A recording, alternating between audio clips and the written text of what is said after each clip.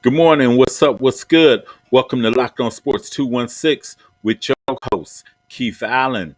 Today, on a Sunday, so far, perfect football weekend.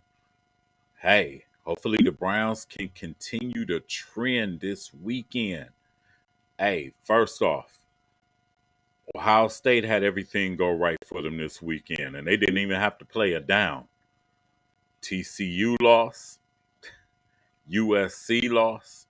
So more than likely, unless there's some shenanigans in the game, Ohio State probably will be in the college football playoff. Also, shouts out to the Glenville Tarblooders as they won their first state title in Division 4 last night, defeating Cincinnati, Wyoming. And shouts out to St. Edwards as they won in Division 1 state title as they defeated Springfield 28-14.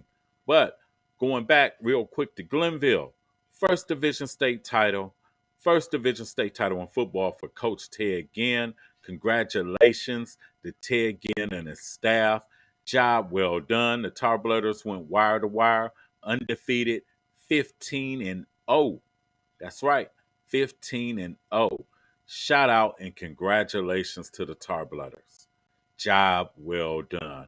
But the real reason why I'm on here anyway is the main thing, the main event for this weekend is the Cleveland Browns take on the Houston Texans today at 1 p.m. And it also marks the start of the Deshaun Watson era as the Cleveland Browns starting quarterback. Deshaun Watson hasn't played in almost 2 years.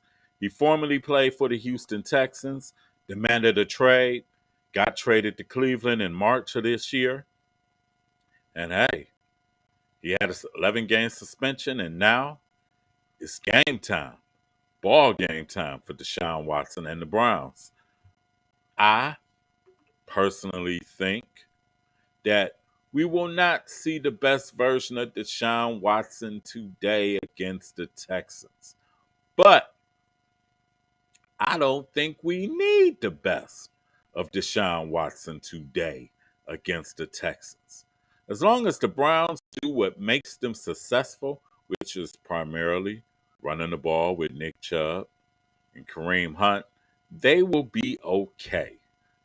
And I expect them to win. I'm just going to get my prediction out real quick. 27-13. 27-13 Cleveland Browns today. Hopefully the defense continue to play inspired and focused and lasered in. Because, hey, they ain't got no ground to gain no more. They have to ball out the rest of the season. Now, I had my predictions earlier this year when I was on the Hood Point and on this show. And I said that the Browns will probably finish somewhere between 9-8, 10-7, but I didn't expect them to make the playoffs. They finished 4-7 with Jacoby Brissett's tenure as the Browns starting quarterback. I had them originally going 5-6. So right now they're one game off. And even if they do win the next six out, I still don't think that they'll get in because the Browns are losing on all the tiebreakers to all the opponents that they played in the AFC, the New York Jets, the Los Angeles Chargers, and the Baltimore Ravens, who they trail by 3 games in the AFC North. And the only way the Browns realistically could get in the playoffs is by winning the division, which right now to me seems very unlikely. But hey, we'll see what happens. A lot of talk was made over Deshaun Watson this week, especially by our local media. And some were saying that really that Deshaun should have explained himself or apologized or showed remorse or whatever. I mean, come on now. Let's be real. The man has 2 court cases still pending. And under the advice of his attorneys, he got to keep his mouth shut on the situation. He can't say what he really wants to say on the situation because he has 2 court cases in. And anybody that don't understand that got to be delusional, totally delusional. He doesn't owe nobody an explanation at all. All he owes is the locker room and himself to be the best version of himself that he can be to help himself and to help this football team. As far as that off the field stuff, I really right now don't even care. I'm over it. When they said 11 games, I was like, okay, that's it. Done with, over with. Let them serve the 11 games, and then it's time to play football. And right now, it's time to play football. It's time for the Browns to get it in today against the Houston Texans. Hopefully, the defense will play inspired. Unfortunately, one player won't be with the Browns this week. Is tight end Dave Njoku, who has a knee injury. Because I would definitely love to see that tandem together. And guess what? No more 9 or 8 men in the box for Nick Chubb. You can't do that now because you got Deshaun back there as QB. And the various options of playmaking is going to be open. The box is definitely going to be open. But I don't think we'll see the best version of Deshaun himself today. Not today. We'll probably definitely need a better version of himself next week against Cincinnati. But right now, first things first, I'm just worried about this Sunday and the Browns as they take on the Texans. So hey, a lot of Browns fans are gonna be down in Houston this weekend and are at the game. And really, you don't know really what to expect far as from the Houston crowd.